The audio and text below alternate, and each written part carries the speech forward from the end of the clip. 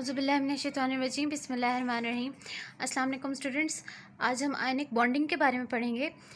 Lecture start करने से पहले अगर आप मेरे चैनल पर न्यू हैं तो आप प्लीज़ मेरे चैनल ज़रूर सब्सक्राइब कीजिएगा। अब हम अपने लेक्चर की तरफ चलते हैं। आयनिक बॉन्डिंग होता क्या है? हमारे पास ऑपोजिटली चार्ज आयन जब केमिकल बॉन्ड में कंबाइन होते हैं इलेक्ट्रोस्टैटिक फोर्स ऑफ अट्रैक्शन की वजह से, तो उनके बीच में जो बॉन्ड बनता है उसको हम आयनिक बॉन्ड बोलते हैं। ठीक है, आयनिक बॉन्ड बेसिकली होता क्या है कि हमारे पास पॉजिटिव और नेगेटिव आयंस के दरमियान में बनता है। आपको पता है कि जो ऑपोजिटली चार्ज आयंस होते हैं वो अट्रैक्ट करते हैं एक दूसरे को, और नेगेटिवली जो सेम चार्जेस होते हैं वो रिपेल करते हैं। तो आयनिक बॉन्ड में क्या है कि जो ऑपोजिटली चार्ज आयन है उनके बीच में ही बॉन्डिंग होती है। इसमें क्या होता है कि एक पॉजिटिव आयन होता है और नेगेटिव आयन होता है। पॉजिटिव आयन हमारे पास तब बनता है जब कोई भी एटम इलेक्ट्रॉन को लूज़ करता है, ठीक है, और नेगेटिव आयन तब हमारे पास बनता है जब कोई भी एटम जो है वो इलेक्ट्रॉन को गेन करता है।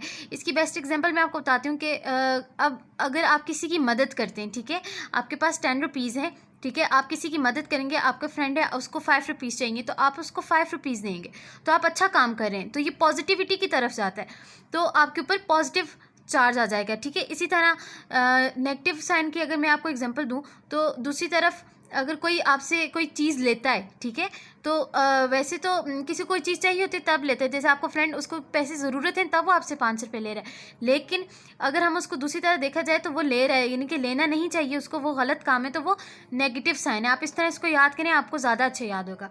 अब हम एग्जाम्पल ले लेते हैं। एग्जाम्पल में हमने सोडियम लिया है और क्लोरीन लिया, NaCl लिया।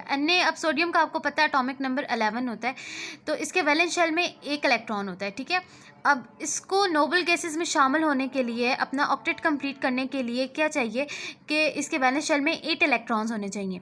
अब इसके लिए बहुत मुश्किल है कि ये 7 इलेक्ट्रॉन्स को गेन करे, तो ये क्या करता है, ये एक इलेक्ट्रॉन को लूज़ कर देता है। जब ये एक इलेक्ट्रॉन को लूज़ कर देगा तो इसका ऑक्टेट भी कंप्लीट हो जाएगा और इसके ऊपर पॉजिटिव 1 चार्ज आ जाएगा।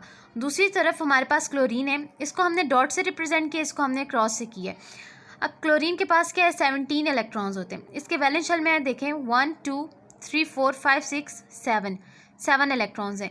अब ये इसके बजाय कि ये 7 इलेक्ट्रॉन्स को लूज़ करे, वो इसके लिए बहुत मुश्किल है, तो ये क्या करेगा, एक इलेक्ट्रॉन को गेन करेगा ताकि ये अपना ऑक्टेट कंप्लीट कर सके। तो ये एक इलेक्ट्रॉन लेता है, ठीक है, एक इलेक्ट्रॉन जो इसने लिया उसको हमने डॉट से रिप्रेजेंट किया और इसके ऊपर -1 चार्ज आ गया। अच्छा, तो बच्चों हम क्या करेंगे, अब हम इनको कंबाइन फॉर्म में लिखेंगे। पहले मैंने आपको अलग अलग करके बताया कि सोडियम किस तरह इलेक्ट्रॉन लूज़ करता है और क्लोरीन किस तरह इलेक्ट्रॉन गेन करता है। तो आयनिक बॉन्ड का जो कंबाइन रिएक्शन है वो इस तरह होगा कि सोडियम लेंगे हम और क्लोरीन लेंगे। अब सोडियम के पास वैलेंस शेल में एक इलेक्ट्रॉन है, ठीक है, ये डॉट से रिप्रेजेंट किया, और क्लोरीन के पास 7 इलेक्ट्रॉन है। अब सोडियम अपना एक इलेक्ट्रॉन लूज़ करके ऑक्टेट कंप्लीट करेगा, क्लोरीन अपना एक इलेक्ट्रॉन गेन करके ऑक्टेट कंप्लीट करेगा। तो क्या करता है, सोडियम अपना एक इलेक्ट्रॉन लूज़ कर देता है, इसके नंबर ऑफ शेल्स कम हो जाते हैं, लेकिन इसका जो हमारे पास वैलेंस शेल है, ठीक है, लास्ट शेल है, ये कंप्लीट हो जाता है क्योंकि इसको अपना ऑक्टेट कंप्लीट करना होता है। ऑक्टेट आपको पता है ना कि एटम की वैलेंसी होती है कि उसके वैलेंस शेल में कितने इलेक्ट्रॉन्स हो, 8 इलेक्ट्रॉन्स हो, तो वो हमारे पास ऑक्टेट होता है। अब देखिए 1 2 3 4 5 6 7 8, इसने अपना ऑक्टेट कंप्लीट कर लिया, ये हमारे पास स्टेबल हो गया है, लेकिन इसने अपना एक इलेक्ट्रॉन दिया, इसने अच्छा काम किया, इस वजह से इसके ऊपर +1 चार्ज आया।